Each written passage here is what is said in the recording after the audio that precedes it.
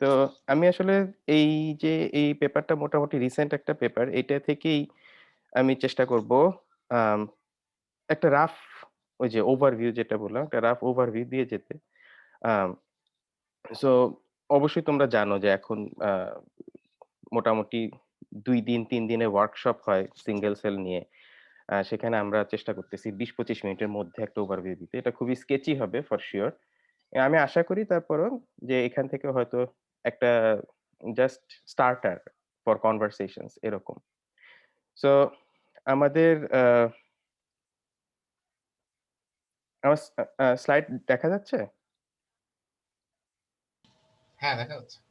আচ্ছা। সো এই যে এখানে দেখতেই পাচ্ছি আমরা সবাই মোটামুটি কমিউনিটির এখানে নামকরা লোকজন। মানে এক্সট্রিম নামকরা কয়েকজন নাই। যেমন আভিভ রেগেভ নাই, সারা টাইকম্যান নাই। কিন্তু তারপরেও এখন যারা নতুন তোমরা যদি লিটারেচার ফলো করতে চাও, ফাবিয়ান থাইস উনি কম্পিউটেশনাল সাইডে খুবই ভালো কন্ট্রিবিউশন। উনার লিটারেচার ফলো করার মতো। অলিভার স্টেগেলও তাই খুবই ভালো কন্ট্রিবিউশন এবং অলিভার স্টেগেল খুবই থিওরিটিক্যাল মানে ম্যাথমেটিক্যালি রোবাস্ট সব কাজ উনার। আ বেন রাফায়েল এটা তো যারা ক্যান্সার ফাইলোজেনোমিক্স নিয়ে কাজ করে এখানে যারা আছে তারা অবশ্যই জানে। উনি ফাইলোজেনেটিক্স নিয়ে আগেও উনার অনেক ক্লাসিক্যাল কাজ আছে। তার নামগুলো দেখানোর উদ্দেশ্য এটাই যে মোটামুটিভাবে এটা কাইন্ড অফ কাদের সাথে তুমি কম্পিট করতে চাই আমরা। আ তাদের লিস্ট এখানে মোটামুটি এটা। So single cell RNA sequencing uh এটা ২০১৩ র একটা পেপারের থেকে একটা পিকচার নেওয়া। যে আল্টিমেট গোল ছিল যে আমরা একটা টিস্যু সেকশন থেকে প্রতিটা সেলকে সিঙ্গেল সেল আলাদা করে ফেলবো। সো ২০১৩ এটা ছিল আ বাল্ক আরএনএ-সিক যে একটা টিস্যু নেওয়া হবে সব সেলের থেকে আরএনএ মলিকিউল গুলা কালেক্ট করে আরএনএ সিকোয়েন্সিং করা হবে। সো এটা হবে bulk tissue level RNA sequencing. এরপরে মানুষ আস্তে, আস্তে চাচ্ছে যে এখন সিঙ্গেল সেলের দিকে আসতে। সো এটা ছিল সেই সময়টার একটা পিকচার যে অ্যান্ড অ্যাকচুয়ালি ২০১৩ তে nature methods single cell RNA sequencing এটা ছিল তাদের মেথড অফ দ্যা ইয়ার।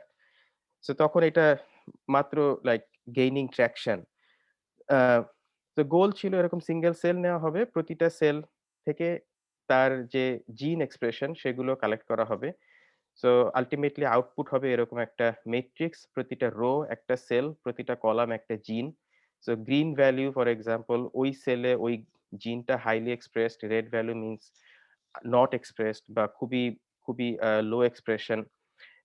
দেন এই মেট্রিক্সটা থেকে যদি আমরা রো গুলোকে ক্লাস্টারিং করি, তখন হয়তো আমরা সেল টাইপ গুলোকে পেয়ে যাবো। এটা ছিল আল্টিমেট লাইক ফাউন্ডিং ফাদার দের গোল।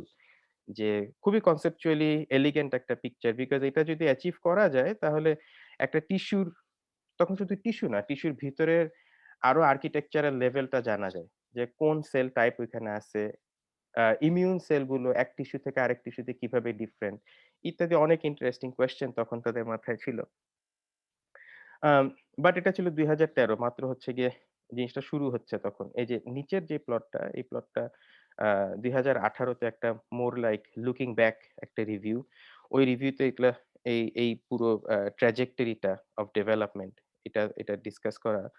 তো ওইখানে ওরা যেটা দেখাচ্ছিল যে অ্যারাউন্ড দিস টাইম তখন হচ্ছে গিয়ে কেন ১ম এ তোমার যে সিঙ্গেল সেল গুলো নিয়ে কাজ হইতো দেখতেই পাচ্ছ যে হয়তো একটা সেল, তারপরে ১০ টা ১০০ টা সেল।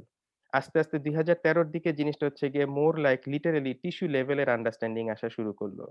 ১০০০ এর মতো সেল। অ্যান্ড দেন এখন regularly 100,000 cells or even a million cells sequencing করা হয়। আল্টিমেট গোলটা কি? আল্টিমেট গোলটা এরকম একটা মেট্রিক্স বা আমি একটা টেবিল মাঝে, মাঝে শো করব নেক্সট 10-12 স্লাইডস এ। আল্টিমেট গোলটা হচ্ছে গিয়ে এরকম একটা টেবিলে যাওয়া। আচ্ছা। তো কমন স্টেপস গুলো আমি যদি একটু দেখি, তো অবশ্যই র ডেটা প্রসেসিং থেকে একটা কাউন্ট মেট্রিক্স আসবে। জাস্ট প্রতিটা সেল ওইখানে কোন জিনের এমআরএনএ কয়টা কাউন্ট আমরা করলাম। সে কাউন্ট মেট্রিক্স থাকবে এবং সেই কাউন্ট মেট্রিক্সটা অবশ্যই খুব রিলায়েবল না।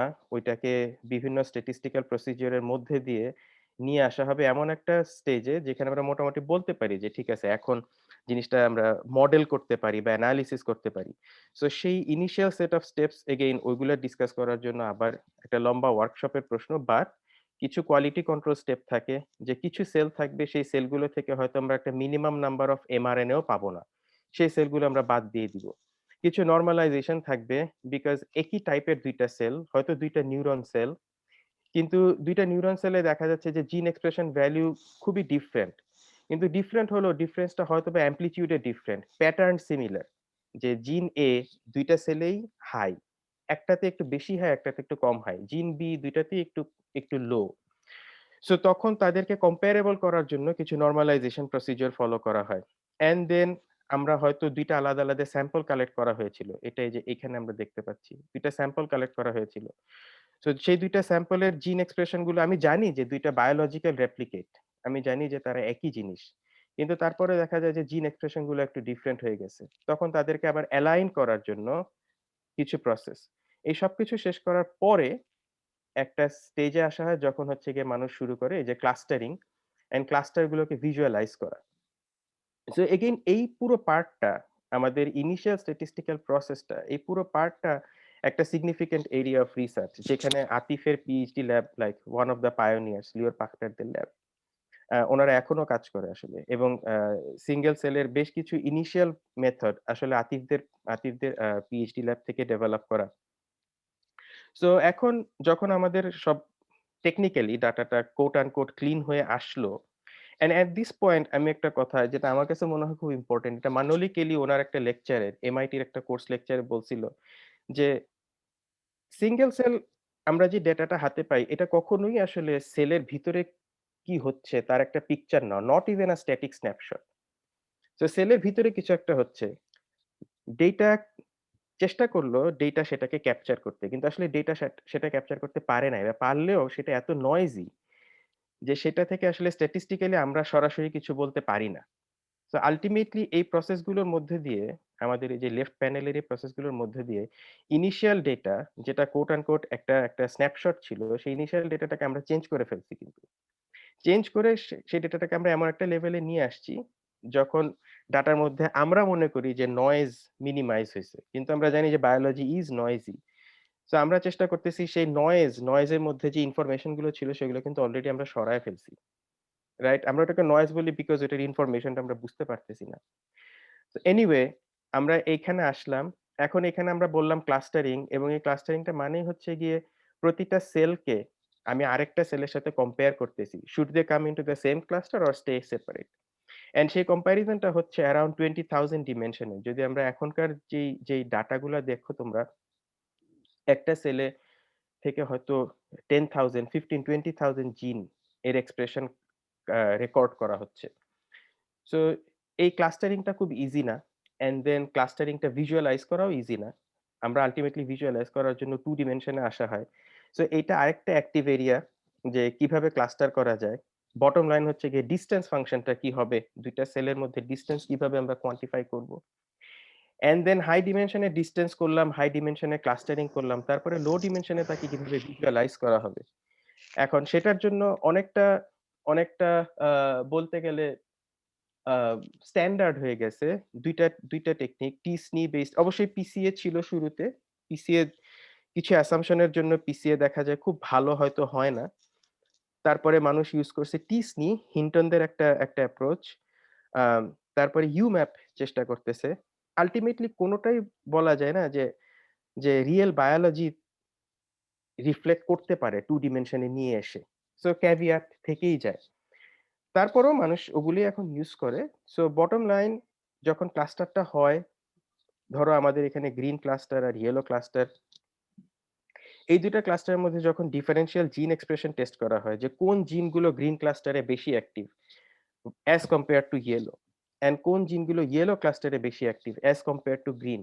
ওইটা যখন করা হয় তখন প্রতিটা ক্লাস্টারের সাথে কাইন্ড অফ একটা সেট অফ আ মার্কার জিন তৈরি হয় যে ওকে ইয়েলো ক্লাস্টারের আইডেন্টিফাইং জিন হচ্ছে গিয়ে ABC। অ্যান্ড দেন তখন বায়োলজিক্যাল এক্সপার্টরা অ্যানোটেট করে যে, ও আচ্ছা ইয়েলো ক্লাস্টারে এবিসি বেশি অ্যাক্টিভ তাহলে ইয়েলো ক্লাস্টার মনে হয় নিউরন। রেড ক্লাস্টারে ডিইএফ বেশি অ্যাক্টিভ তাহলে ডিইএফ মনে হয় গ্লিয়া এটসেট্রা, এটসেট্রা। সো তখন আমরা এই ক্লাস্টার গুলোকে অ্যানোটেশন করা হয়। অ্যান্ড এগেইন এই অ্যানোটেশন এর এই ম্যানুয়াল পার্টিসিপেশনটা, হিউম্যান পার্টিসিপেশনটা কমানোটা ইম্পোর্টেন্ট বিকজ সামটাইমস এটা বায়াসড হয়ে যায়। কেউ হয়তো আছে বলবে যে এটা নিউরন, কেউ হয়তো আছে বলবে যে এটা নিউরনের টাইপ 1 আর বাকিটুকু নিউরনের টাইপ 2। সো সেই বায়াস গুলো সরানোর জন্য ক্লাস্টার অ্যানোটেশন কিভাবে অটোমেটেড করা যায় সেটা আরেকটা এরিয়া অফ রিসার্চ। আচ্ছা তারপরে কাজ করা হয় ট্র্যাজেক্টরি ইনফারেন্স নিয়ে। বাই দ্য ওয়ে এই ক্লাস্টারিং টা হবে আর আতিফের স্টার্টিং পয়েন্ট। আতিফ এরকম একটা ক্লাস্টারিং এর উপরে আরএনএ ভেলোসিটি বলে একটা মেট্রিক ইম্পোজ করবে। আ তারপরে এই ক্লাস্টার থেকে ট্র্যাজেক্টরি ইনফারেন্স এর আইডিয়াটা কি যে সেলগুলো যেগুলো টিস্যুতে আছে অ্যাকর্ডিং টু সাম ক্রাইটেরিয়া সেলগুলোকে কি আসলে সর্ট করতে পারি নাকি আমরা? যে হতে পারে যে যে একটা ড্রাগের রেসপন্স, সেই ড্রাগের রেসপন্স হিসেবে একটা জিন অ্যাক্টিভেট হইছে। সো আমরা কি সেলগুলোকে সর্টিং করতে পারি সেই জিনের এক্সপ্রেশন অনুযায়ী? খুবই সিম্পল গোল। আরো কমপ্লেক্স গোলও হতে পারে। সেলগুলোকে দেখে কি বলা যায় যে এই সেলটা ১ম ডিভাইড হইছে অ্যান্ড ডেভেলপমেন্টাল টাইম এ এই সেলটা ১ম আসছে। আর তারপরে অন্য কিছু সেল সেগুলো আরো পরে আসছে। যেই সেলটা আসছে সে এসে ফিক্সড হয়ে গেছে। তার থেকে আর ডটার সেল তৈরি হয় নাই। কিন্তু সেলগুলোকে ওভারঅল তাদের অর্ডার অফ অ্যাপিয়ারেন্স অনুযায়ী কি একটা ট্র্যাজেক্টরিতে সর্ট করা যায় নাকি? Trajectory inference. ডিফারেনশিয়াল এক্সপ্রেশন এটা খুবই ডে টু ডে কমন যেটা আমি বললাম যে ২ টা ক্লাস্টারের মধ্যে শুরুতেই ডিফারেনশিয়াল এক্সপ্রেশন টেস্ট করতেই হয় টু অ্যাসাইন আইডেন্টিটি। আম জিন ডায়নামিক্স, ট্র্যাজেক্টরি ইনফারেন্স থেকে তারপরে জিন ডায়নামিক্স দেখা হয় যে তুমি ১ম এ আমরা একটা জিনের আ বা একটা ক্রাইটেরিয়া অনুযায়ী ট্র্যাজেক্টরিটা তৈরি করলাম। সেই ট্র্যাজেক্টরির উপর সেলগুলোকে বসালাম। এখন আমরা দেখতে চাই যে সেই ট্র্যাজেক্টরিতে কোন জিন সেট গুলো কোঅর্ডিনেটেড ওয়েতে চেঞ্জ হচ্ছে। আম মেটাস্টেবল স্টেটস সাম সাম সাম সেল টাইপ আছে যেগুলো আসলে আমরা বুঝতে পারি যে এগুলো আসলে ট্রানজিশনিং। এটা হয়তো ওয়ান টাইপ থেকে অ্যানাদার টাইপে চেঞ্জ হচ্ছে। যেমন ইমিউন সেলের মধ্যে মনোসাইট ম্যাক্রোফেজ এ ট্রানজিশন হয়ে যায়। সো যখন আমরা একটা ইনজিওরড টিস্যু যখন স্যাম্পল করা হয়, দেখা যায় যে কিছু সেল টাইপ আছে, এগুলা না মনোসাইট না macrophage. They are transitioning. And then tissue coat uncoat architecture লেভেলের কিছু প্রশ্ন থেকে যায় যে কোন সেল টাইপের কম্পোজিশন বা অ্যাবান্ডেন্স কত? এবং সেই চেঞ্জটা যদি আমি দেখি যে একটা সেল টাইপ সিগনিফিকেন্টলি কমে গেছে, যেমন এখানে কন্ডিশন 1 থেকে কন্ডিশন 2 কমে গেছে বা বেড়ে গেছে সেটাকে আসলে আ প্যাথোলজিক্যাল কোনো ইন্ডিকেশন দেয় নাকি? সো অনেক প্রশ্ন। আমি জাস্ট চাচ্ছিলাম একটা জেনারেল পাইপলাইন এর ওভারভিউ দিতে। এই পেপারটার সাইটেশন আমি দিতে ভুলে গেছি। সরি। এটা ফাবিয়ান থাইসদের মলিকিউলার আ এমএসবি মলিকিউলার সিস্টেমস বায়োলজির একটা পেপার ২০১৮ পসিবল। আমি পরে এটা তাহলে Slack এ পোস্ট করে দিব। সো যেটা আমি শুরুতে বলতেছিলাম যে প্রতিটা স্টেপই আসলে দেখো যে আমাদের হাতে কোনো গ্রাউন্ড ট্রুথ নাই। যেহেতু কোনো গ্রাউন্ড ট্রুথ নাই, জিনিসটা অলমোস্ট যেটা স্ট্যাটিস্টিক্যালি যেটা মনে হয় feasible, believable and sometimes believable বলতে অনেকটা এ প্রিওরি বায়োলজিক্যাল নলেজ কেও ইনক্লুড করা হয়।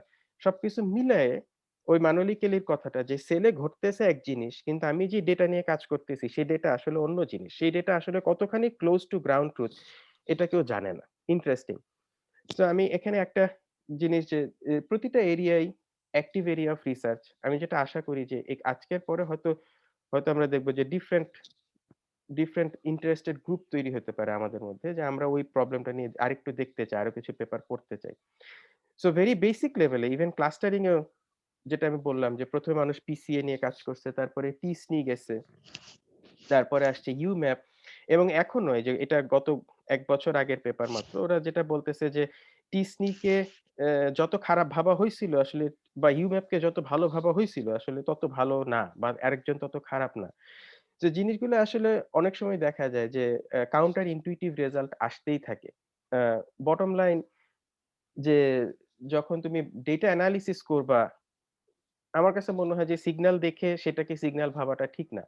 এট লিস্ট এই ফিল্ডে বায়োলজিস্টদের সাথে কথা বলা এবং চিন্তা করা যে যেই সিগন্যালটা আমি পেপারে নিয়ে যাবো, সেই সিগন্যালটা আসলে সামহাউ ভ্যালিডেট করা যায় নাকি?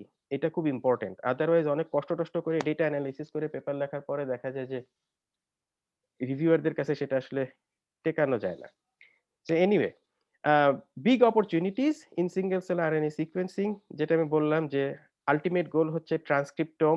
আমার সেলে যত জিন ছিল সবার ট্রান্সক্রিপশনাল এক্সপ্রেশন কে রেকর্ড করা এট সিঙ্গল সেল রেজোলিউশন। সো এরকম একটা টেবিল বের হয়ে আসবে। আ সেটার পে অফ কি? পে অফ হচ্ছে গিয়ে সেল টাইপ গুলো ইন্ডিভিজুয়ালি চিনতে পারবো। সেল টাইপ গুলোকে হায়ারার্কিক্যালি সর্ট করতে পারি আমরা যে একটা নিউরনেরও বিভিন্ন সাবটাইপ, কার্ডিওমায়োসাইটেরও বিভিন্ন subtype, transitioning sell type. Transitioning sell type অনেক সময় দেখা যায় যে ডিজিজ বায়োমার্কার হতে পারে। যে সাডেনলি সো জেনারেলি টিস্যু গুলো হোমিওস্টেসিস এ থাকে না? যে ওরা নিজেদের মতো আছে। ওইখানে খুব বেশি কিছু চেঞ্জ হচ্ছে না। প্রত্যেকটা সেল টাইপ নিজের মতো আছে। একটা ইনজুরির পরে দেখা যায় যে ইমিউন সেল গুলো চেঞ্জ হতে থাকে। নতুন ইমিউন সেল এসে রিক্রুটেড হয় বা যেটা বললাম যে মনোসাইট ম্যাক্রোফেজ এর দিকে ট্রানজিশনিং হয়। Uh overall dynamics of tissue and organism development, fetal development এখন বুঝাটা খুব hot topic. And then structure. কোন সেল টাইপের কম্পোজিশন ওয়াইজ কোন সেল টাইপের অ্যাবান্ডেন্স কত? সেই অ্যাবান্ডেন্স যদি চেঞ্জ হয়, সেটা কি আসলে একটা বাইনারি চেঞ্জ? যে হেলথি থেকে ডিজিজ, এটা কি আসলে একটা বাইনারি চেঞ্জ? এটা কি একটা কন্টিনিউয়াম? যে কন্টিনিউয়াম এর মধ্যে আসলে বায়োমার্কার মতো আমরা চিন্তা করতে পারি যে সাডেনলি যদি আমি দেখি যে একটা পেশেন্টের জন্য একটা সার্টেইন সেল টাইপের অ্যাবান্ডেন্স খুব কন্টিনিউয়াসলি, আসলে আমি সাডেনলি বলে ফেলছি। সাডেনলি বলা ঠিক হয়নি আসলে। আমি যদি দেখি যে এটা একটা কন্টিনিউয়াম আসলে, কিন্তু সেই কন্টিনিউয়াম এর মধ্যে আস্তে, আস্তে ডিজিজ প্রগ্রেশন টা বোঝা যাচ্ছে। সো এগুলো আসলে মোর ডিজিজ ডায়াগনোসিস অ্যান্ড বায়োমার্কার এর দিকে যায়। অনেক অপরচুনিটি। যত মানে আমার মনে হয় যে এখন আ প্রতি মাসে ১০০ টা ১০০ টা পেপার আসে সিঙ্গেল সেল আরএনএ সিকোয়েন্সিং এর এরকম অ্যাপ্লিকেশন দেখায়। আম চ্যালেঞ্জ গুলো যেগুলো আমরা কথা বলতে চাচ্ছিলাম আমি আসলে যে চ্যালেঞ্জের সোর্সটা কি? চ্যালেঞ্জের সোর্সটা হচ্ছে গিয়ে limited amount of material per cell. যে আমরা আসলে যখন বাল্ক টিস্যু প্রোফাইল করি, সবগুলো সেল থেকে ম্যাটেরিয়াল গুলো আমরা পুলিং করে ফেলি। সো তখন আসলে ম্যাটেরিয়াল এট লিস্ট আমাদের ফিজিক্যাল লিমিটের মধ্যে আসে। যে সিকোয়েন্সিং মেশিন বলো বা অন্য যে কেমিস্ট্রি গুলো এপ্লাই করা হয় এই ম্যাটেরিয়াল গুলো ক্যাপচার করার জন্য, সেগুলোর একটা ফিজিক্যাল লিমিট আছে। যে এই লিমিটের মধ্যে আসলে তারপরে জিনিসটাকে আমি কোট আনকোট রিড করতে পারি বা দেখতে পারি। আ ক্যাপচার করতে পারি। সিঙ্গেল সেল লেভেলে ম্যাটেরিয়ালটা সিঙ্গেল সেল লেভেলে। সো এটা আসলে খুবই লিমিটেড। এমপ্লিফিকেশন করা যায়। অ্যামপ্লিফিকেশন সাথে, সাথেই নয়েজ আসে। অ্যান্ড দেখা যায় যে প্রতিটা মলিকিউল বা প্রতিটা জিনের এমআরএনএ ইকুয়ালি এমপ্লিফাই হয় না। সেখানে বায়াস থাকে।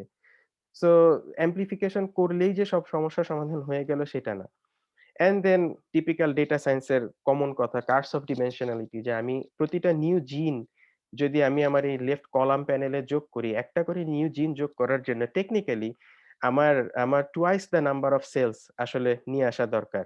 আমার যদি আমি ডাটাটা লিটারেলি আ পুরো কমপ্লেক্সিটিটা ক্যাপচার করতে চাই। আমি যদি চিন্তা করি যে একটা জিন সে শুধু অন আর অফ থাকে, তাহলে তার সাথে অন্য সব জিনের কম্বিনেশন বোঝার জন্য আমার আসলে just twice the number of cells বেশি লাগবে।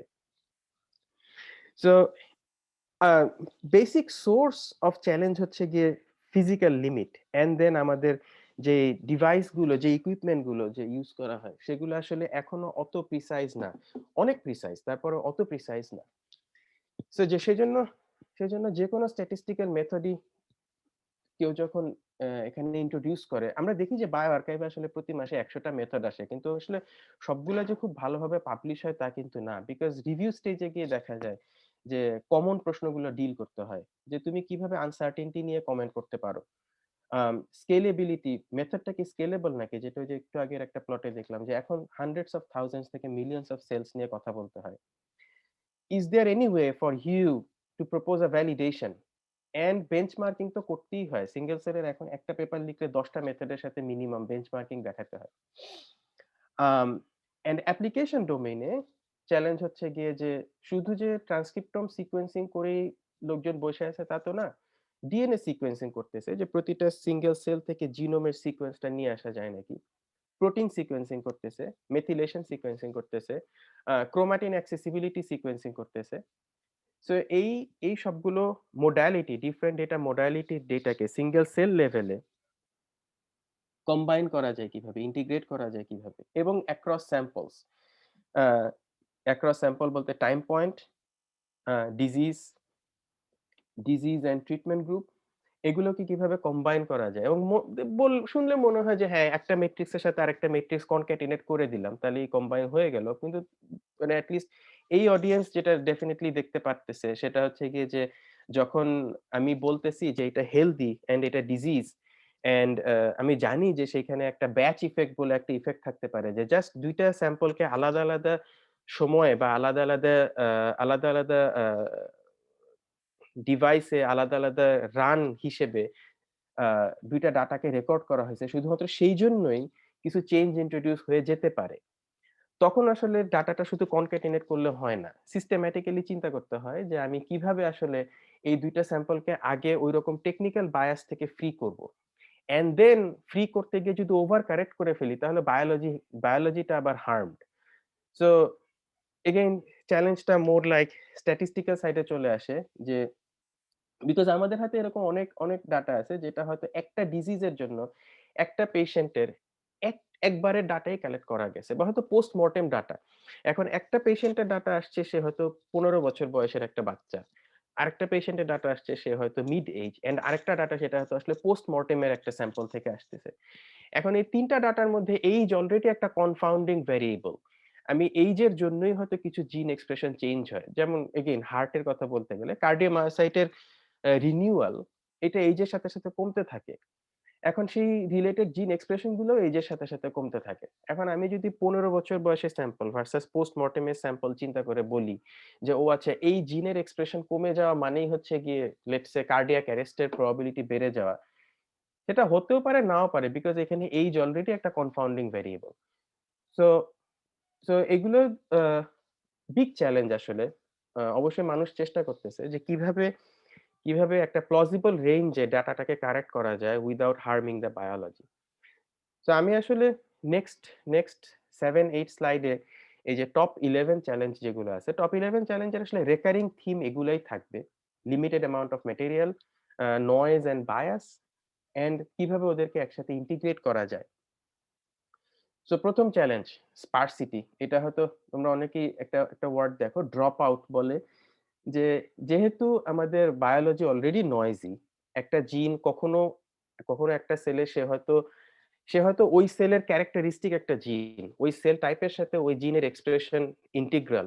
স্টিল ওই সেলের একটা স্যাম্পল নিলেই যে ওই জিনটাকে আমি এক্সপ্রেস দেখবো, এমন নাও হইতে পারে। কখনো হয়তো এটা স্টোকাস্টিক। সো জিনটা হয়তো একটা পার্টিকুলার টাইম পয়েন্টে অফ আছে অ্যান্ড তখনই আমি স্ন্যাপশটটা নিলাম। জিনটাকে আমি দেখলাম অফ। আর ওই যে যেটা বললাম যে আমাদের সিন্স আমাদের টেকনোলজি এখনো স্ট্রাগলিং। সো সব জিন হয়তো আমরা ক্যাপচার করতে পারিও না। দেন কোয়েশ্চেনটা হচ্ছে গিয়ে যে আমরা যদি একটা 0 দেখি, একটা 0 যদি আমরা দেখি, এই 0 টাকে আসলে ট্রু 0 নাকি আ এটা আসলে মিসড 0 সেটা আসলে আমরা জানি না। অ্যান্ড ইন জেনারেল ডেটাটা আসলে খুবই স্পার্স হয়। there is a large fraction of observed zeros.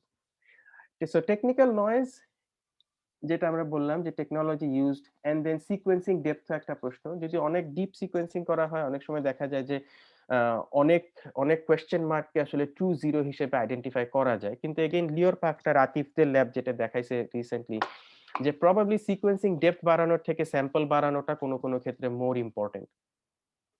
And then underlying expression biology itself is still noisy. So এটা এটা এখনো খুবই অ্যাক্টিভ একটা এরিয়া। যদিও মানুষ এখন মনে করে যে যা হাতে পাইছি সেটা নিয়েই কাজ করি। বায়োলজির দিকে একটু যাই। ডাটা আর কত ক্লিন করব। আম বাট স্টিল একটা কমিউনিটি এখনো আছে যারা ডাটা ক্লিনিং এর দিকে ফোকাসড। এই প্রবলেমটা আমি যখন নিজে ১ম দেখছিলাম আসলে জাস্ট একটা কুইক নোট। আমি এটাকে আসলে ভাবতেছিলাম যে এটা আসলে ওই যে Netflix চ্যালেঞ্জ এর মতো হয় না কেন? যে একটা একটা ইউজার একটা মুভিকে রেটিং করে নাই। তো তার অন্য মুভি রেটিং গুলা দেখে কেন বলতে পারি না যে এই মুভির জন্য এই ইউজারের এক্সপেক্টেড রেটিং এত হবে। এটা সরাসরি আসলে ওই চ্যালেঞ্জটার সাথে মিট করে না শুধুমাত্র এইজন্য যে যেগুলাকে সে 0 হিসেবে রেটিং করছে, আমি জানি না সেগুলো আসলে ট্রু 0 নাকি আনঅবজার্ভড 0 মানে আনঅবজার্ভড ডেটা কোয়েশ্চেন মার্ক। আদারওয়াইজ আমি স্টিল মনে করি যে ওই প্রবলেমটা যেভাবে মানুষ সলভ করছিল সেখান থেকে কিছু আইডিয়া হয়তো বড় করা যায়। জাস্ট একটা থট আরকি। ইন জেনারেল মানুষ যেটা চেষ্টা করতেছে সেটা হচ্ছে যে ইমপিউট করা বলে।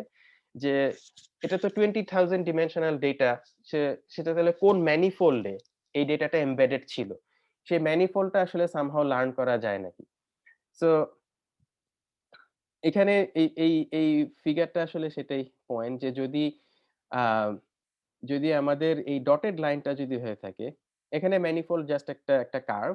যে এই ডটেড লাইনটা যদি হয়ে থাকে যে এই ডটেড লাইনের উপরই আসলে প্রতিটা সেল বসেছিল। কিন্তু তারপরে ডেটা যখন কালেক্ট করা হইছে, দেখা গেছে যে কিছু সেল এখনো ডটেড লাইনের উপরে আছে। আর কিছু সেল এই যে সরে গেছে। সো তখন তাহলে এদেরকে আবার কতখানি কাছাকাছি নিয়ে আসা যায় এই ডটেড লাইনের। এটা হচ্ছে গিয়ে imputation এগেইন এটা খুবই active area. Manifold learning Smita Krishnaswamy ইয়েলের এখানে যদি ইয়েলের কেউ থাকো সি এবং ডানা পিয়ার আ মেমোরিয়াল স্লোনের উনারা এই লাইনে অনেক কাজ করছেন এবং করেন। আ বারবারা এঞ্জেল হার্ট তারাও কাজ করেন। উনাদের পেপারও দেখতে পারো তোমরা। ডিফারেনশিয়াল জিন এক্সপ্রেশন আ between 2 সেল টাইপস কিন্তু তারপরেই যেটা প্রশ্ন আসে যে যখন স্যাম্পলের across the samples যখন ডিফারেনশিয়াল জিন এক্সপ্রেশন টেস্ট করা হবে, তখন স্যাম্পল স্পেসিফিক যে ২ টা স্যাম্পল তারা ২ টা আলাদা স্যাম্পল শুধু এইজন্যই যদি তাদের মধ্যে ডিফারেন্স ক্রিয়েট হয়ে থাকে, সেটা কিভাবে আমরা আগে সরায় ফেলতে পারি? So sample specific confounding variable যেটা সেটাকে সরানোর পরে কিভাবে তাদের মধ্যে জিন এক্সপ্রেশন এর ডিফারেনশিয়াল এক্সপ্রেশন টেস্ট করা যায়? সো বেসিক্যালি ডিফারেনশিয়াল টেস্ট করাটা ক্লাসিক্যাল বাল্ক আরএনএ-সিক ডিফারেনশিয়াল টেস্টেই এখানে আসে। এট লিস্ট প্র্যাকটিক্যালি আমি যতটুকু এখন পর্যন্ত দেখছি। আম বাট ওই কনফাউন্ডিং ভ্যারিয়েবল গুলা কারেক্ট করাটা একটা বড় চ্যালেঞ্জ। বিকজ বাল্ক আরএনএ-সিক এ ধরো আমরা তাও বলতে পারি যে ঠিক আছে এটা মেইল, এটা ফিমেল, এটা হেলথি, এটা ডিজিজ। সিঙ্গেল সেলে যেটা দেখা যায় যে কিছু সেল টাইপ আছে সেটা হয়তোবা আসলে একই টাইপের সেল একটা কন্টিনিউম এর মধ্যে পড়ে গেছে। সো তখন তাদের মধ্যে আবার ডিফারেনশিয়াল জিন এক্সপ্রেশন টেস্ট করাটা এটা আরেকটু কমপ্লিকেটেড হয়ে যায়। বিকজ ওই সিচুয়েশন এ যেই জিনগুলো ডিফারেনশিয়াল হিসেবে উঠে আসে, তারা হয়তো আসলে অত স্ট্রংলি এক্সপ্রেসড না। তারা ২ জনই নিউরনের জিন। কিন্তু তারা নিউরন স্পেসিফিক জিন না। বিকজ নিউরন স্পেসিফিক জিন তো অলরেডি কমন। ওটা বাদ পড়ে গেছে।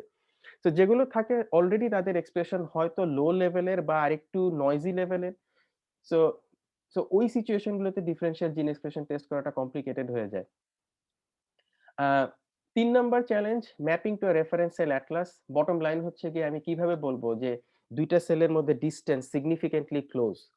আ আর রেফারেন্স একটা কম্প্রিহেন্সিভ রেফারেন্স সেল অ্যাটলাসও আসলে এখন পর্যন্ত ডিফাইন করা যায় নাই। বিকজ সবাই বুঝতে পারে যে এটা নিউরন। কিন্তু সাব টাইপ অফ নিউরন যখন বলতে যাওয়া হয় তখন জিনিসটা প্রশ্ন চলে আসে।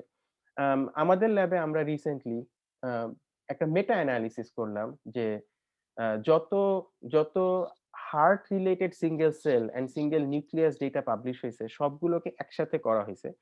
করার পরে মানে এভেইলেবল টুল দিয়ে চেষ্টা করা হইছে study specific, age specific, disease specific confounding variable গুলোকে সরায় ফেলার। অ্যান্ড তারপরে আমরা বললাম যে ঠিক আছে এইবার আমরা একটা রেফারেন্স সেল এটলাস পাইছি অফ হিউম্যান হার্ট। তো যেখানে যেটা দেখতে পাচ্ছি সেটা হচ্ছে গিয়ে যে আম প্রায় ৪০ টার মতো সাবটাইপ তৈরি হইছে। অ্যান্ড শুধু কার্ডিওমায়োসাইট মানে যেটা হার্টের মেইন আইডেন্টিফাইং সেল টাইপ, তারই সাবটাইপ আছে ১০ টার উপরে। এখন এটা যদি আমরা পাবলিশ করতে যাই, এটা ডেফিনিটলি কমিউনিটি থেকে একটা পুশব্যাক আসবে। যে কেউ বলবে যে সাবটাইপ A আর B আসলে ওই ২ জন একসাথে মার্জ করা দরকার। আর কেউ আসলে বলবে যে না সাবটাইপ C ওই যে তথাকথিত TC বা UMAP এর দিকে তাকায় মনে হচ্ছে সাবটাইপ সি আসলে একটা সাবটাইপ না। ওটা আসলে ২ টা ভাগ হয়ে যাবে। সো আমি আসলে জানি না এই কমিউনিটি কিভাবে এগুলো রিজলভ করবে। কিন্তু অলরেডি কনসোর্টিয়াম লেভেল অ্যাটেম্প্ট এখানে আছে লাইক হিউম্যান সেল এটলাস। তারা বলতেছে সিমিলারলি CMU তে হাব ম্যাপ প্রজেক্ট ওরা লিড করতেছে। Jian Ma he is one of the leaders in that project. So uh ultimately community এক্সপার্টরা একটা কোনো রেজোলিউশন এ যাবে এবং সেটাই হয়তো টিকে থাকবে। অ্যান্ড সেটা যখন এস্টাবলিশ হবে তখন প্রশ্ন থাকবে হচ্ছে গিয়ে যে ২ টা সেল তারা significantly close to each other in a high dimensional space. ওই ডিসিশনটা কিভাবে নেওয়া যায়? অ্যান্ড দেন ট্র্যাজেক্টরি ইনফারেন্স এটা আসলে আমি আতিফের জন্য রেখে দিব। বাট ট্র্যাজেক্টরি ইনফারেন্স এও যেটা যেটা প্রশ্ন থাকে যে ২ টা সেলকে আমি যে বলব যে cell A precedes cell B অথবা আমি যে বলব যে সেল B এটা সেল A এর পরে আসছে অ্যান্ড সেল C আসছে আরো পরে। আ এই এই ইনফারেন্স টা কিভাবে আসবে যে B আসলে A আর C এর মধ্যে। এগেইন ভালো একটা ডিসট্যান্স এর মেজার লাগবে। সো জেনারেলি এই ডিসট্যান্সটা লো ডিমেনশনাল স্পেস এ ক্যালকুলেট করা হয় which already tells us যে জিনিসটা quote unquote controversial বা নয়েজি বা লেস আ আ রিলায়েবল কিন্তু স্টিল ওই যেটা বললাম যে সারা জীবন ডাটা ক্লিন করলে তো হবে না। ওইজন্য আসলে কম্পিউটেশনাল পিপলরা চেষ্টা করতেছে এগুলা ক্লিন করার। বাট ইন্টারেস্টিং পয়েন্ট হচ্ছে গিয়ে অলরেডি হাতে যা আছে এটা দিয়েও বায়োলজিতে অনেক ভালো, ভালো জিনিস ডিসকভারি হচ্ছে। দ্যাটস আ গুড থিং যে মেবি যা আমরা সামনে পাচ্ছি এক্সিস্টিং মেথড গুলো থেকে আম those are not too bad. Of course নতুন মেথড ডেভেলপ করা valuable. Challenge 5 finding special patterns, যেটা নিয়ে আমরা চেষ্টা করতেছি কোলাবোরেটরদের সাথে কাজ করার। সো স্পেশাল ট্রান্সক্রিপ্টোমিক্স এটা 2020 তে নেচার মেথডস এটাকে বলছে method of the year. And অনেকগুলো টেকনিক আসলে ডেভেলপ হচ্ছে। আমরা যেটা নিয়ে কাজ করি ওটা হচ্ছে কি যেটা commercially available, because Texas medical সেন্টারে ওরকম কেমিস্ট্রি ল্যাব নাই যারা আ যারা এই লেভেলে কাজ করে। এই লেভেলে আসলে নতুন টেকনিক ডেভেলপ করতেছে স্পেশাল ট্রান্সক্রিপ্টোমিক্স এ। যে আ প্রতিটা সেল সেটার থেকে তো যতগুলো জিনের ডাটা পাওয়া যায় নিবই, সাথে ওই সেলটার XY কোঅর্ডিনেটটাও বের করে নিয়ে আসবো। সো সেই লেভেলে বেশ ভালো কাজ করতেছে ব্রড ইনস্টিটিউট, হার্ভার্ডের কিছু ল্যাব, ইউমাস এর কিছু ল্যাব আছে যতটুকু মনে পড়ে, and of course Stanford, Caltech ওরা আছে। আর ইউরোপের কিছু ল্যাব আছে। ইনফেক্ট স্পেশাল ট্রান্সক্রিপ্টোমিক্স এর শুরুটা ছিল ইউরোপের কিছু ল্যাবে। আম সো এখান থেকে আমরা পার্সোনালি যেটা এখন চেষ্টা করতেছি স্টাডি করার, সেটা হচ্ছে গিয়ে স্পেশালি কোঅর্ডিনেটেড জিন এক্সপ্রেশন চেঞ্জ। যে একটা জিন আসলে আমরা যেটা দেখতে পাই যে একটা জিন ধরো ধরো কার্ডিওমায়োসাইট রিনিউয়াল কিছু থেরাপি আছে। সো কার্ডিওমায়োসাইট রিনিউয়াল থেরাপি গুলো মাউসের উপরে যখন এপ্লাই করা হয়, দেখা যায় যে টিস্যুর সব জায়গায় কার্ডিওমায়োসাইট একসাথে তৈরি হয় না। অনেকটা মনে হয় যে বেশ কিছু ছোট মাউন্টেইন উঠে আসতেছে। যে ছোট জায়গায় ছোট ক্লাস্টার অফ কার্ডিওমায়োসাইট তৈরি হচ্ছে। কিভাবে হচ্ছে এটা আসলে বুঝা যায় না। কিন্তু এটা যেটা বোঝা যাচ্ছে যে একটা স্পেশাল কোঅর্ডিনেশন আছে জিন এক্সপ্রেশন এ। তো সেটা কিভাবে হচ্ছে বুঝাটা একটা প্রশ্ন। অ্যান্ড দেন স্পেশাল নেইবারহুড, যে আ কোন সেল টাইপ গুলো একসাথে ক্লাস্টার হয়। বা এখানে যদি তোমরা দেখো যে লেফট সাইডের যে প্যানেলটা, এখানে মোটামুটিভাবে যেটা দেখা যাচ্ছে যে ডার্ক গ্রিন, তারপরে আসতেছে ধরো এটাকে যদি আমি অলিভ গ্রিন বলি।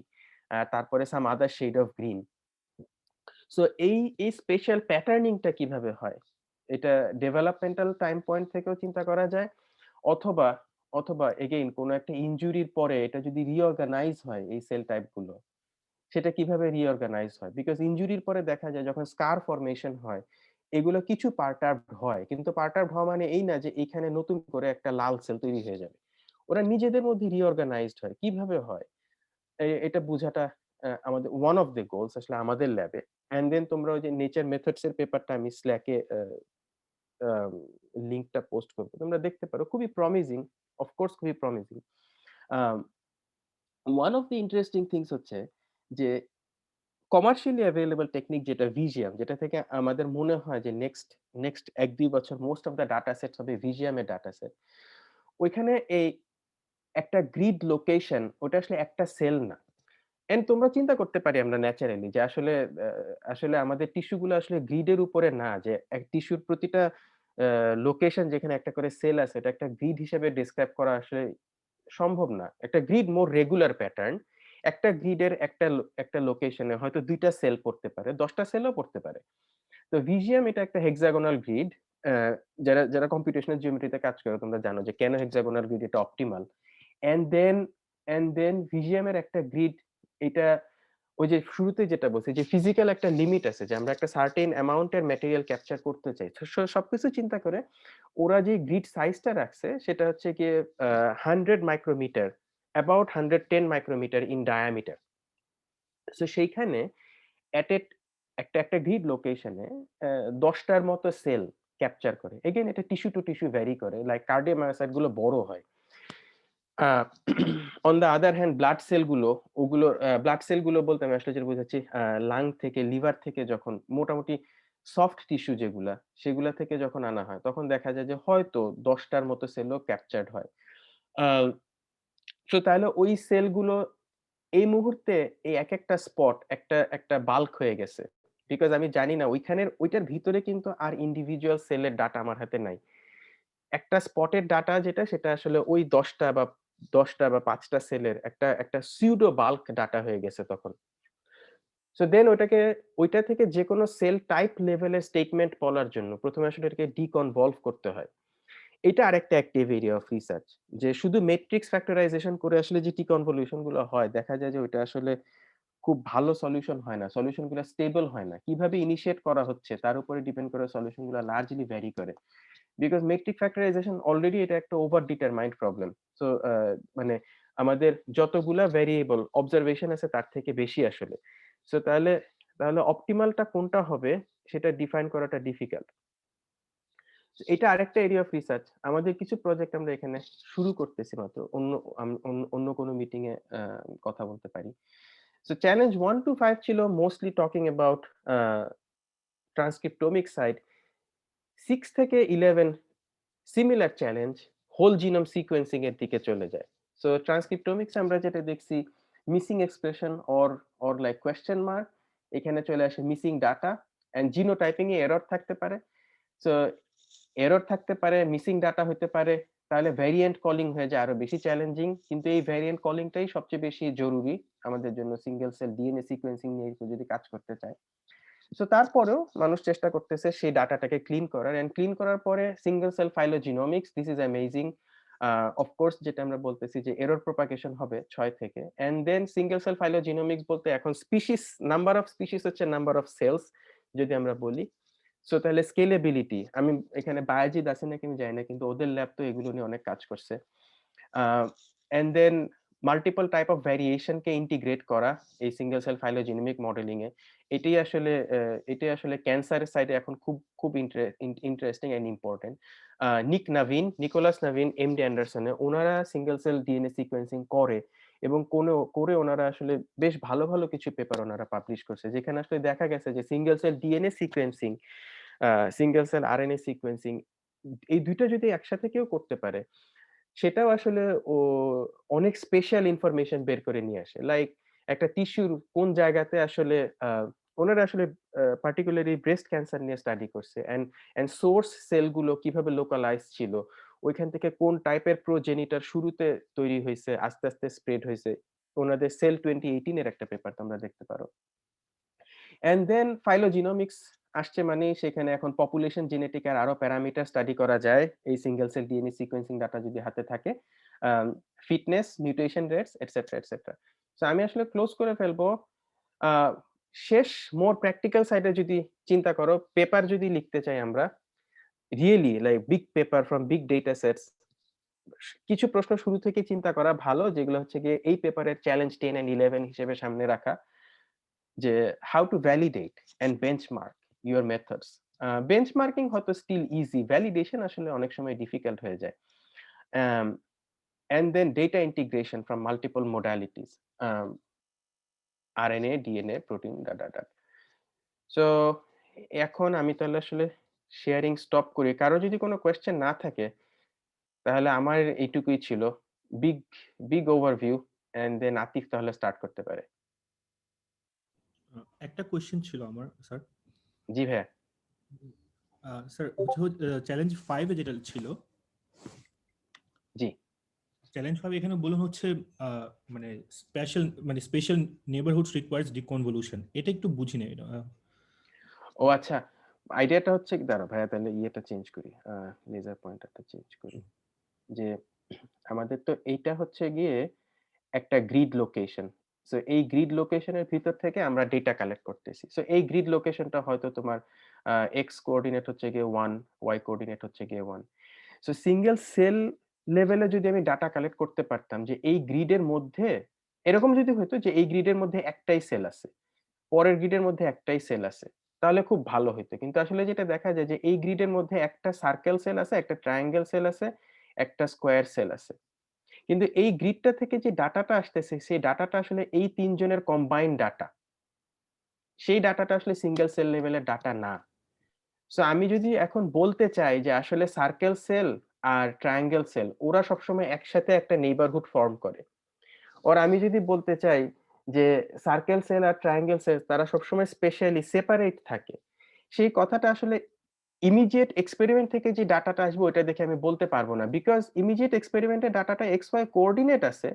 কিন্তু বাকি যেই ইনফরমেশনটা আছে সেটা হচ্ছে গিয়ে মোর লাইক একটা সামেশন অফ ইচ সেলের জিন এক্সপ্রেশন। সো আমি যদি বলি যে আমার হাতে ধরো আমার হাতে আ n সংখ্যক জিন আছে, তাই না? তাহলে আমি আসলে একটা জিনের জন্যই যদি আমি বলি, এটা আমি বাদ দাও। সো প্রতিটা জিনের জন্য সো আমার যদি জিন X1 আমি যদি বলি, তাহলে ওই জিনের জন্য আমি যে ডাটাটা পাবো সেটা হচ্ছে গিয়ে ওই গ্রিড লোকেশনে যে কয়টা সেল আমি রেকর্ড করতে পারছি সেই কয়টা সেলের x1 জিন এক্সপ্রেশনের সামেশন। সো আমি হয়তোবা 10টা সেল আমার এই গ্রিড লোকেশনে আসছে। সো আসলে x1 বলতে আমি যেটা পাবো এটা আসলে একটা সেলের x1 না, 10টা সেলের x1 এর সামেশন আমি পাবো। তো তাহলে এখন আমার এটাকে ডিকনভলভ করতে হবে। মিনিং আমার সামহাউ আমাকে বলতে হবে যে এখানে যেই x1 টা আমি পাইছি, সো ধরো আমি পাইছি ২০ টা, আমি ধরো mRNA কাউন্ট x1 এর আসছে ২০।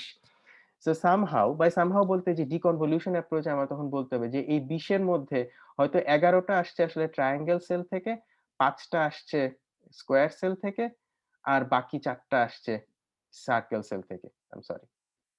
বাকি ৪ টা আসছে সার্কেল সেল থেকে। তো এই লাস্ট স্টেপটা হচ্ছে ডিকনভলিউশন। স্যার এটা স্যার কনভলিউশন কেন? এটা আসলে তো হচ্ছে এখানে তো মানে যেহেতু সাম হিসেবে আছে, তো অনেকটা ডিকম্পোজ হবে না? মানে ওয়াই কনভলিউশন মডেল এখানে ধরে নিচ্ছি আমি। কনভলিউশন মডেল বলতে ভাইয়া এটা কিন্তু নিউরাল নেটওয়ার্কের কনভলিউশন না। এটা মানে প্রবলেমটাকে ডিফাইনই করা হয়েছে ডিকনভলিউশন হিসেবে। এখন মানে টার্মিনোলজিটা কেন ডিকনভলিউশন আমার কাছে মেক সেন্স, তাই না? আন্ডারলাইং যে আন্ডারলাইং আন্ডারলাইং মডেলটা কি কোনো মানে দুইটা ডেটার মধ্যে কনভলিউশন হচ্ছে এরকম কিছু নাকি? আহ, দ্যাটস রাইট, যে আমার এই গ্রিড লোকেশন থেকে যেটা আসছে এই ডাটাটা আসলে কনভলভড হয়ে গেছে। এখন এগেইন কনভলভ বলতে কি এরকম সিম্পল সামেশন হইলে সেটাকে আমি কনভলিউশন বলবো না। মানে ম্যাথমেটিক্যালি যে কনভলিউশনের ডেফিনেশন দুইটা দুইটা দুইটা অ্যারে বা দুইটা সিগন্যালের এর মধ্যে, কনভলিউশন, হ্যাঁ হ্যাঁ সেটা নাকি এখানে খালি ওই মিক্সচারটাকে কনভলিউশন মানে কনভলিউটেড মিক্স মিক্সচারটাকে কনভলিউটেড মিক্সচার বলা হয় ভাইয়া, যতটুকু আমি জানি। আচ্ছা। বিকজ এগেইন আমি মনে হয় আমি বুঝতে পারছি তুমি কোন দিকে যাচ্ছ। এক্স্যাক্টলি এটাকে আসলে ওই টার্মটার একটা অ্যাবিউজ হয়ে গেছে নাকি আমি সেটা বলতে পারি না। কিন্তু পয়েন্ট হচ্ছে গিয়ে যে ডাটাটা যে ডাটাটা যে কনভলভ, এটা এটা তো বুঝতে এটা পারছো। বুঝতে পারছি, মানে ডেটাটা ডিকম্পোজ করা লাগবে। এখানে আসলে আমি একটা বাল্ক পাচ্ছি 10টার, তো হ্যাঁ, কোনোভাবে এই 10টা বাল্ক থেকে আসলে মানে সেপারেট করা যায় কিনা। সেপারেট করা যায় কিনা, দ্যাটস রাইট। এন্ড যে চ্যালেঞ্জটা আমি বলি নাই সেটা হচ্ছে গিয়ে আমরা এটাও জানি না যে আসলে প্রতিটা গ্রিড লোকেশনে কয়টা সেল ক্যাপচার্ড হয়েছে। সো আলটিমেটলি ডিকনভলিউশনের পরে যে রেজাল্টটা আসে এটা আসলে পার্সেন্টেজ বা ফ্র্যাকশন লেভেলে আসে। এটা আসলে আমরা জানি না যে কয়টা সেল ওইখানে আমরা ক্যাপচার করতে পারছি।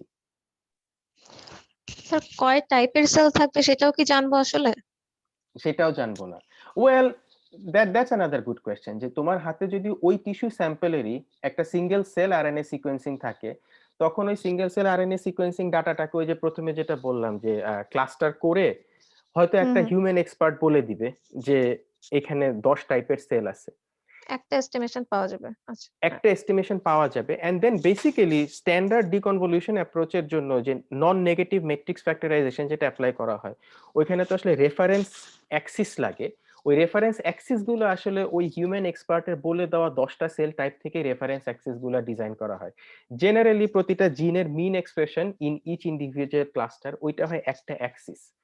তো ওইরকম ভাবে 10টা অ্যাক্সিস নিয়ে তারপরে বলা হয় যে ঠিক আছে, এখন এখন এই গ্রিডের যে ডাটাটাকে আছে ওইটা ওই 10টা অ্যাক্সিস এর উপরে প্রজেকশন দাও। তো সেইটাই আসলে আল্টিমেটলি হয়ে হুম, ডিকনভলিউশন এর রেজাল্ট হিসেবে আসে। yeah. স্যার মিক্সচার মডেল হিসেবে ফর্মুলেট করার চেষ্টা করা হয়েছে। মিক্সচার মডেল হিসেবে ফরওয়ার্ড করার চেষ্টা করা হয়েছে। আমরাও আসলে সেটাই করতেছি। মিক্সচার মডেল হিসেবে করলে যেটা হইতেছে যে ধরো প্রতিটা মিক্সচারের জন্য এগেইন তুমি ধরো মোস্ট ইম্পোর্টেন্ট ১০০টা জিন নিয়ে কাজ করতেছো। তাহলে ওই যে ১০০টা জিনের ভ্যারিয়েন্স আর ১০০টা জিনের মিন নিয়ে কাজ করে সবাই। কিন্তু ওদের মধ্যে যে কোভ্যারিয়েন্সটা আছে সেটা নিয়ে কাজ করে না। হ্যাঁ, মানে ওই যে ওই ১০০টা আচ্ছা, জিনের মধ্যে যে কোভ্যারিয়েন্সটা, এখন ওই কোভ্যারিয়েন্সটা ক্যাপচার না করলে এট লিস্ট কনসেপচুয়ালি তুমি দেখো যে তাহলে আমি যখন ডিকম্পোজ করতেছি প্রতিটা জিন আসলে কাইন্ড অফ ইন্ডিপেন্ডেন্টলি ডিকম্পোজ হয়ে যাচ্ছে। যে আল্টিমেট রিয়েলিটিতে হয়তো জিন রেগুলেটরি নেটওয়ার্ক যদি চিন্তা করি, হয়তো জিন এ বেশি হওয়া মানে জিন বি কম হওয়া, তাদের মধ্যে হয়তো একটা রিপ্রেসিভ রিলেশনশিপ আছে। কিন্তু মিক্সচার মডেলের এই ফর্মুলেশনে যেহেতু কোভ্যারিয়েন্সটা ক্যাপচার করা হয় না, দেয়ারফোর এই রিলেশনশিপটা মেইনটেইন করা হয় না। এখন সেটা কতখানি ডেট্রিমেন্টাল এটা আমরা জানি না। আমরা যেটা চেষ্টা করতেছি সেটা হচ্ছে গিয়ে মোর ওই যে ডেটা ড্রিভেন অ্যাপ্রোচে যদি একটা জেনারেটিভ মডেল যদি থাকে, যে জেনারেটিভ মডেলটা আসলে ভ্যারিয়েন্স এন্ড কোভ্যারিয়েন্স দুইটাই ক্যাপচার করে, জেনারেটিভ মডেলের পার্সপেক্টিভ থেকে আসার চেষ্টা করতেছি আমরা। তো আসলে আমি তাহলে পরে কথা বলবো ইনশাআল্লাহ। হ্যাঁ, আচ্ছা, তাহলে আমার ওটাতে যাওয়ার আগে ওই ট্র্যাজেক্টরি ইনফারেন্সের কথাটা যে বললেন, আমি আসলে স্লাইডে খুব একটা রাখি নাই, তবে আরএনএ ভেলোসিটি থেকে সেটা অবভিয়াস হয়ে যাবে। তো আরএনএ ভেলোসিটি আসার আগে ট্র্যাজেক্টরি ইনফারেন্স কি দিয়ে করতো? ওই ফাইলোজেনেটিক মেথড দিয়ে, ওই টাইপের জিনিস দিয়ে? সো তোমার ওই যে কোল ট্র্যাপনেলদের যে মেথডটা ছিল, ওদের মেথডটা ছিল হচ্ছে গিয়ে ফার্স্টে ডিস্টেন্স মেজারের উপর বেস করে তোমার সেলগুলোর মধ্যে ধরো একটা রিলেশনশিপ বসাইলো। হ্যাঁ, যে কিন্তু এটা একটা গ্রাফ, এখন এটা একটা গ্রাফ। তারপরে এটা থেকে একটা মিনিমাম স্প্যানিং ট্রি বের করতো ওরা। তো ধরো এটা হলো একটা মিনিমাম স্প্যানিং ট্রি। তারপরে কেউ ধরো বলে দিল যে এই নোডটা হচ্ছে গিয়ে টার্মিনাল, ইন সাম সেন্স এই নোডটা হচ্ছে টার্মিনাল। তখন এইখান থেকে সবকিছুর দিকে হচ্ছে গিয়ে তোমার ওরিয়েন্টেশন ডিরাইভ করা হতো। সো সেটাই ছিল trajectory inference. And again trajectory ইনফারেন্সে এটা কিন্তু সবার জন্য এটা বলতেছি যে এটা কিন্তু আসলে সিউডো টাইম, তাই না? এটা হচ্ছে গিয়ে সাম রিলেটিভ অর্ডারিং। সো আমি কোল ট্র্যাপনেলের এই আইডিয়াটা আমি জানি, যেটা তোমার ওই যে মনোকল যেই ওদের পেপারটা, মনোকলের এটা ছিল বেসিক আইডিয়া, যে প্রথমে রিলেশনশিপ গ্রাফ তৈরি করা, তারপরে স্প্যানিং ট্রি, তারপরে স্প্যানিং ট্রিটাকে ওরিয়েন্ট করা।